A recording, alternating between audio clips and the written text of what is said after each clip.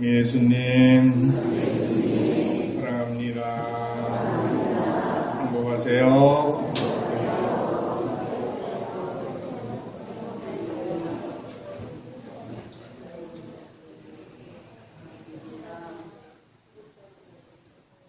한 주간 평안하셨습니까?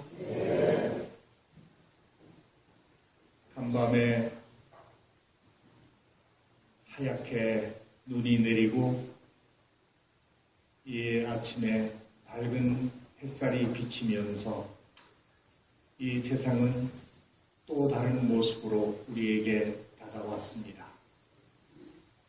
마치 우리가 기다리는 하느님의 오심이 이렇게 모두 잠든 밤에 살포시 내려오는 이 눈과 같이 온 세상을 깨끗하고 아름답게 변화시켜주는 것이 아닐까 생각을 합니다.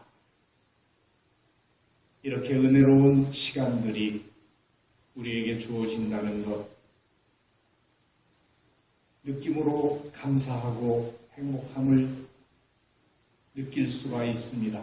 하지만 우리가 아직 살고 있는 이 시간들은 코로나 상황을 벗어나지 못하고 있기 때문에 어쩌면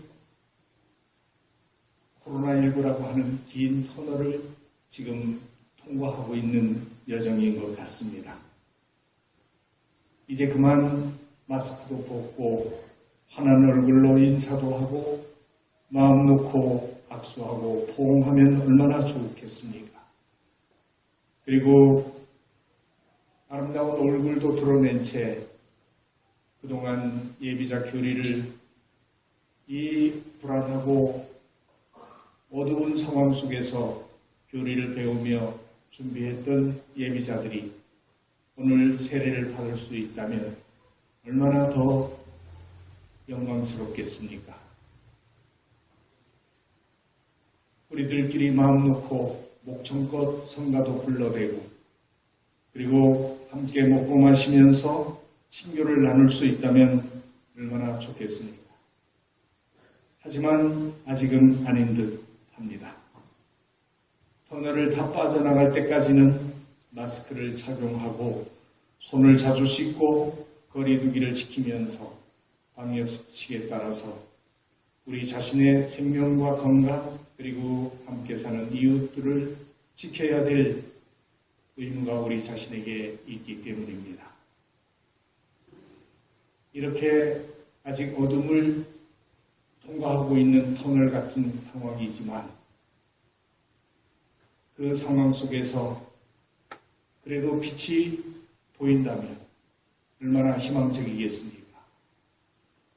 오늘 대림 주일의 마지막 사주일이기 때문에 제대 앞에 준비된 대림초가 4개 모두 켜졌습니다. 아무리 어둡다 해도 아무리 힘들다 해도 점점 세상은 밝아오고 있다는 것을 우리는 알아차릴 수 있습니다. 그 이야기는 우리 때문이 아니라 이 어두운 세상을 찾아오시는 주님의 은총과 사랑이 우리와 함께함을 믿기 때문입니다. 대림 시기는 바로 빛이신 예수 그리스도의 탄생을 향해 나아가는 나의 터널과 같습니다. 그리고 우리 또 세례를 받게 될 예비신자들도 그동안 어두운 터널을 지내왔다고 볼 수 있습니다. 누구나 건강하냐, 행복하냐 물어보면 충분히 건강하지도 행복하지도 못하다는 것을 이야기합니다. 약 하나 안 먹는 사람이 있습니까? 아픈 곳이 하나도 없는 사람이 있습니까? 그리고 함께 살아가는 사람과 늘 좋은 관계를 갖고 사랑하면서 행복하게 삽니까? 그리고 원하고 뜻하는 일들이 다 잘 이루어집니까? 하고 물어보면 뭔가 답답하게 막혀있는 그런 삶의 모습은 아직도 어두운 터널과 같습니다. 그러한 상황 속에서 그래도 멀리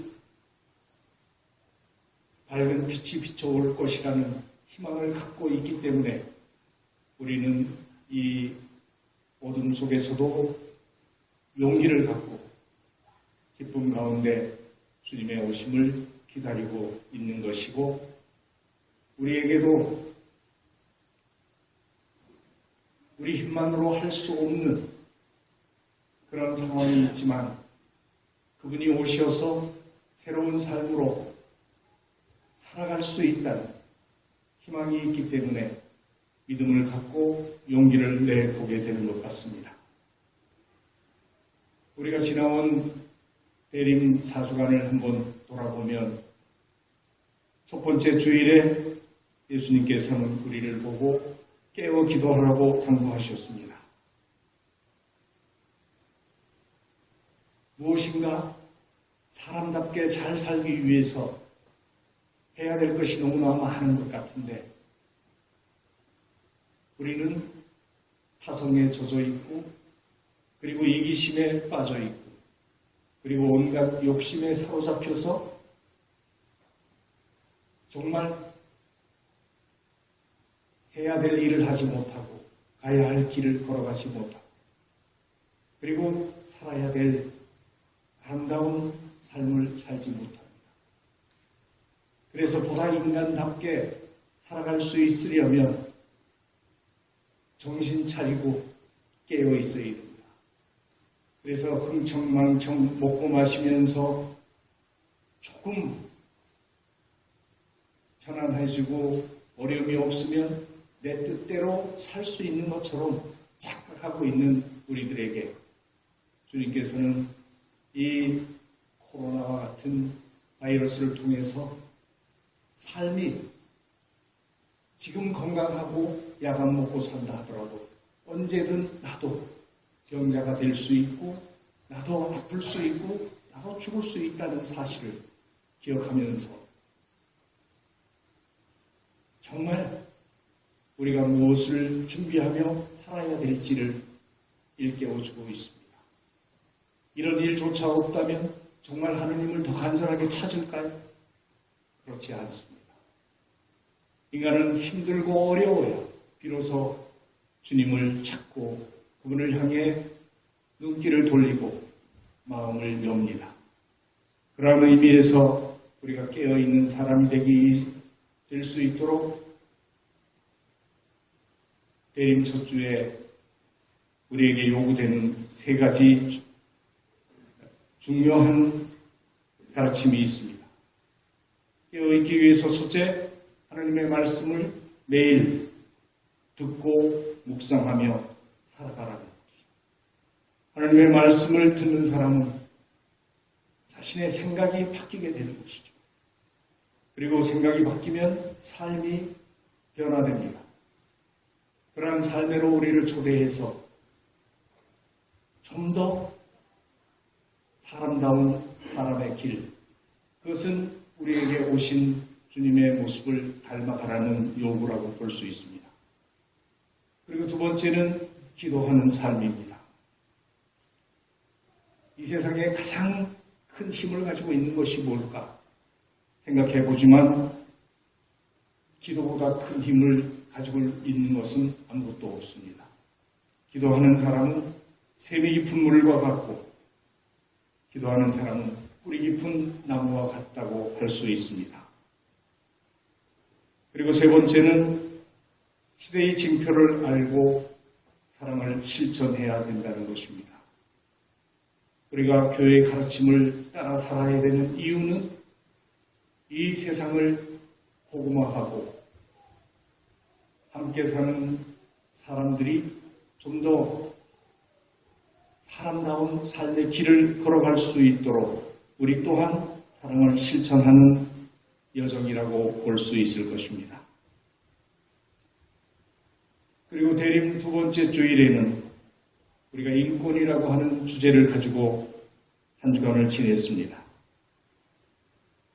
세례자 요한은 광야에 나타나서 외쳤습니다. 언덕은 깎아내리고 골짜기는 메워서 평탄하게 만들어 모든 인간이 하느님의 모성을 지닌 존재로 높고 낮음이 없고 차별이 없고 평등함을 일깨워주면서 그런 존재로 서로를 받아들이고 사랑을 실천해야 된다는 것을 일깨워줬습니다. 그래서 프란치스코 교황님께서는 고통 앞에 중립은 없다고 말씀하시면서 교회가 가난하니 약하니 병드니 외로우니 억울한 이들의 친구가 되어야 된다는 것을 가르쳐 주셨습니다. 그래서 교황님 자신도 교황이 되신 후 가장 먼저 이민자들의 섬 람페두사를 찾아가셨습니다. 람페두사 섬은 전쟁과 가난으로 생명의 위협을 받고 있는 아프리카 난민들이 유럽으로 가기 위해 거치는 중간 기착지와 같은 곳이었습니다. 나라도 잃고 갈 곳도 없는 그 난민들이 누구도 자신들을 반겨주지 않는 그 상황 속에 외로워하고 고통스러워할 때 교황님은 그들을 찾아가 위로하시면서 용기를 북돋아 주셨습니다. 바로 우리들이 해야 할 일도 우리 주변에 함께 살아가고 있는 사람 중에 누군가 아파하고 힘겨워하고 고통받고 있을 때 그들의 손을 잡아주고 용기를 북돋아주는 일이 아닐까 생각합니다. 이것이 예수님의 탄생을 기다리는 신앙인의 자세요. 장차 오실 구세주를 기다리는 우리들의 삶이 되어야 한다고 봅니다. 대림 3주일에는 우리가 자선을 함께 묵상했습니다. 지난 주일 어떤 신학생의 이야기를 들려드렸죠. 아이들이 살아가고 있는 사회복지시설에 봉사하러 갔던 신학생이 그 아이들이 입고 있는 남루한 옷을 조금이라도 좋은 것으로 바꿔주려고 도세 옷가게를 찾아갔다가 그곳에서 마침 자신도 입고 싶은 옷이 발견이 돼서 갈등을 느끼게 됐다는 이야기를 들려드렸죠. 그럼에도 그 신학생은 수중에 20만 원밖에 없었는데 그것을 가지고 그 시설에 있는 장애인들 아이들의 옷을 준비해서 그 식구들에게 큰 기쁨을 주게 됐다고 했죠. 그런데 그날 저녁 그곳에 있는 수녀님이 성탄 선물이라고 주는데 받아서 보니까 바로 자기가 입고 싶었던 옷이 들어있었다.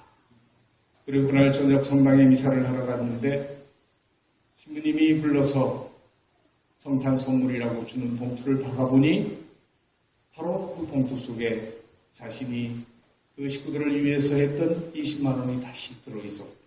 깜짝 놀랐다. 그런 감동적인 이야기를 들으면서 우리들은 무엇을 해야 되는가? 내가 가지고 있는 것을 갖고 어떻게 사랑을 실천하고 나누어야 되는지를 배웠습니다. 예수님의 은행에 저축을 하면 절대로 파산하거나 잃어버릴 위험이 없다는 말씀을 드렸습니다. 예수님의 은행의 이름은 바로 뭐라 그랬죠? 가난한 사람들이라. 그래서 그들은 우리의 은행이라는 생각을 갖고 살아갈 때 우리의 삶은 정말 하느님 나라의 재물을 쌓는 아름다운 여정이 될 수 있을 것이라고 믿습니다. 대림 4주일인 오늘은 우리가 순명과 섬김이라고 하는 주제로 이 미사를 봉헌합니다. 첫 번째 순명이라고 하는 것은 무엇일까요? 이 대림 4주 바로 성탄이 임박한 이 시간에 우리의 시선을 성모님께로 향하게 합니다. 왜냐? 우리에게 오실 구세주 그리스도가 지금 어디에 계십니까?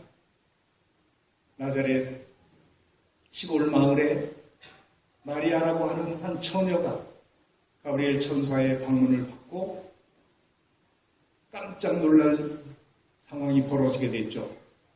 너는 장차 아기를 가져 아들을 낳을 터인데 그 이름을 예수라고 하여라.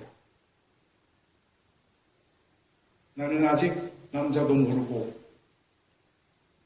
결혼도 하지 않았는데 어떻게 아이를 갖소? 하지만 가브리엘 천사가 들려주죠. 네 친척 엘리사벳을 보아라. 평생 동안 아이를 갖고 싶어 했지만 못 가졌었는데 지금 60이 넘은 나이에 아기를 가진 지가 6달이나 지났다. 하느님께서 하시는 일은 안 되는 것이 없다. 네가 장차 갖게 될 아기는 성령으로 말미암은 것이다. 그 이야기를 듣고 마리아가 응답했죠. 이 몸은 주님의 종입니다. 지금 말씀대로 제게 이루어지기를 바랍니다. 그 순간 마리아는 구세주의 어머니가 되셨습니다. 우리가 오늘 두 번째 독서에서 히브리서 말씀을 통해서 예수님께서 이 세상에 오신 이유가 뭔지, 어떻게 오셨는지 아시죠? 뭐라 그랬습니까? 하느님, 저는 당신 뜻을 이루려 여기에 왔습니다. 우리가 믿음을 갖는다는 것은 내 뜻대로 살아가는 것이 아니라 주님의 뜻을 따라서 살아간다는 이야기입니다. 그 믿음이 있을 때 우리의 삶은 우리의 생각을 훨씬 넘어서는 놀라운 은총과 기적을 체험할 수 있다는 이야기죠. 그러니 믿음을 갖고 하나님의 뜻에 순종하라. 지금 이제 영세를 받고자 하는 예비자들은 이런 삶을 시작하고자 합니다. 이제까지 내 뜻대로, 내 생각대로, 내 고집대로, 내 욕심대로 살려고 애썼는데 충분히 만족하고 행복했습니까? 그렇지 못했다면 이제는 정말 내게 주어진 이 삶의 여정에 하느님께서 계획하신 뜻이 무엇인지를 알아듣고 그 뜻에 순종하며 살아가려고 노력하게 될 때 우리 또한 마리아처럼 예수님을 우리 안에 모시는 놀라운 은총을 체험할 수 있게 된다는 이야기입니다. 이런 은총으로 우리를 초대해 주셨습니다. 그리고 두 번째, 마리아가 예수님을 이렇게 잉태를 했는데 이제 구세주의 어머니가 됐으니까 얼마나 자랑스럽고 놀라운 일이에요. 그러니까 교만하게 다른 사람들의 경배를 받고 섬김을 받으려고 한 것이 아니라 예수님이 가르쳐 주신 말씀대로 섬기는 사람이 되기 위해서 첫 번째 발걸음을 옮기게 됩니다. 알다시피 예수님을 잉태한 마리아는 제일 먼저 예루살렘 근처에 있는 아인카렘이라고 하는 세례자 요한의 어머니 엘리사벳이 아기를 가진 지 6달이 되었다는 소식을 듣고 그곳을 찾아가서 시중 들고자 합니다. 이것이 바로 섬김의 자세죠. 이러한 마리아의 모습을 보면서 우리가 주님을 모신다는 것은 대접받기 위한 것이 아니라 진정으로 마리아와 같이 나의 도움과 사랑이 필요한 사람들을 찾아 움직이는 일이라고 볼 수 있습니다. 이렇게 준비된 삶 속에 늘 주님께서 함께 계신다는 것을 우리는 믿습니다. 그 만남 속에 어떤 일이 벌어졌는지 아시죠? 마리아가 엘리사벳을 찾아갔을 때 방문을 받은 엘리사벳은 기뻐하면서 외쳤습니다. 당신은 여인들 가운데 가장 복되시며 당신 태중의 아기도 복되십니다. 내 주님의 어머니께서 저에게 오시다니 어찌된 일입니까? 보십시오. 당신의 인사말 소리가 제 귀에 들리자 제 안에 아기가 즐거워 뛰놀았습니다. 그러면서 말씀하시죠. 행복하십니다. 주님께서 하신 말씀이 이루어지리라고 믿으신 분. 정말 성모님은 주님의 말씀이 이루어지리라고 믿으셔서 복되신 분이기 때문에 우리는 성모성을 통해서 그렇게 기도하고 또 그런 마리아의 모범을 본받고자 노력하고 있습니다. 이렇게 준비된 시간, 바로 그것이 성탄이 임박한 시간에 우리들이 가져야 될 마음가짐이 아닐까 생각합니다. 주님의 오심이 더 임박한 이 시간, 어떻게 살아야 될지 우리들은 지금 마리아를 통해 깨닫게 되었습니다. 그런 마음을 갖고 주님을 모시기로 다짐했으면 좋겠습니다. 그리고 새로 이제 영세를 받게 될 우리 예비신자들은 영세를 받으면 이제 무엇을 하게 될까요?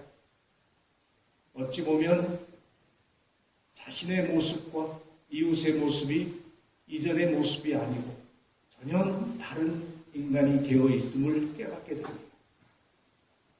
그것은 마치 그림 찾기와 같이 이제까지는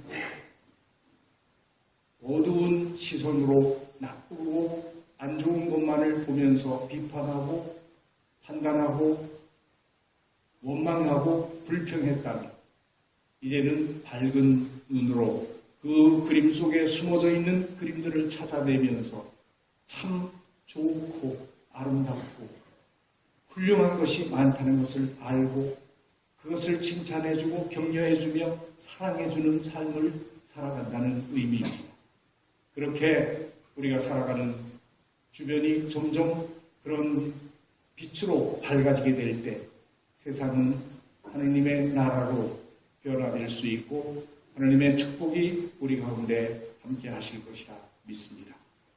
이러한 은총회로 초대해 주신 감사하면서 다시 태어나는 놀라운 은총에 초대해 주신 주님께 찬미와 영광을 드리며 기쁜 마음으로 감사하게 이 세례식을 거행할 수 있었으면 좋겠습니다. 잠깐 묵상하시겠습니다.